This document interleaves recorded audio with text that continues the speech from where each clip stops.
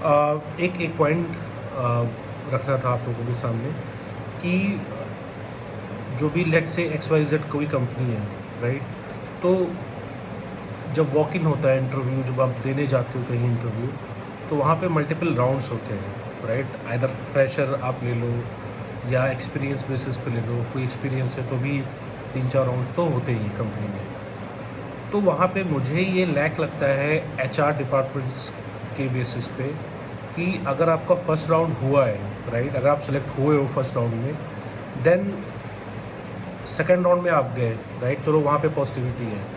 और third round पे गए, वहाँ पे एक पॉजिटिविटी है कि चलो ठीक है, आपने अच्छा दिया वो राउंड, तभी आप एक नेक्स्ट लेवल पे गए हो। लेट्स से अगर फर्स्ट राउंड या सेकेंड राउंड में आप बाहर आते हो, ठीक है, तो वहाँ पे एचआर को एक पॉजिटिव और एक नेगेटिव पॉइंट्स रखने चाहिए। अगर आप मान लीजिए सेलेक्ट नहीं हुए, तो वहाँ पे आपको एक उस कैंडिडेट को बताना भी है कि ये चीज़ गलत है, ये चीज़ आपने मिसिंग की, ये चीज़ आपने नहीं बोल पाए या ये चीज़ नहीं अंडरस्टैंडेबल हुई, जिससे वो आदमी दोबारा जाके वो चीज़ प्रिपेयर करे प्रॉपरली और नेक्स्ट टू नेक्स्ट वो कहीं ना कहीं इम्प्लीमेंट करके, सीख करके वो दूसरा राउंड या किसी दूसरी कंपनी में जाके वो सिलेक्टेड हो जाए।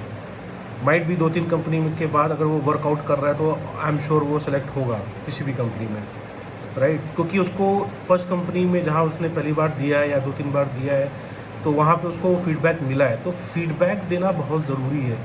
ये मुझे लैक लगता है कि आप इंटरव्यू ले लिया, 3-4 राउंड के बाद आपने रिजेक्ट कर दिया, बट वहाँ पे आपने एचआर की तरफ से ये नहीं आया कि ये चीज़ गलत थी। ये मैं एक शो देख रहा था, शार्क टैंक।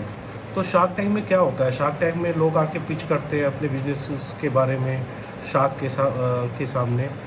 तो वहाँ पे वो सुनते तो हैं सारा कुछ, बट जब डील होने की बात होती है तो वो हर चीज़ बताते हैं कि आपका ये लैक थी, आपका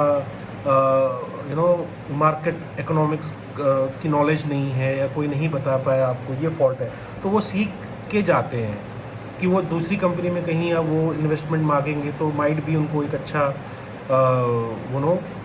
एक रिस्पॉन्स मिले और डील क्लोज हो।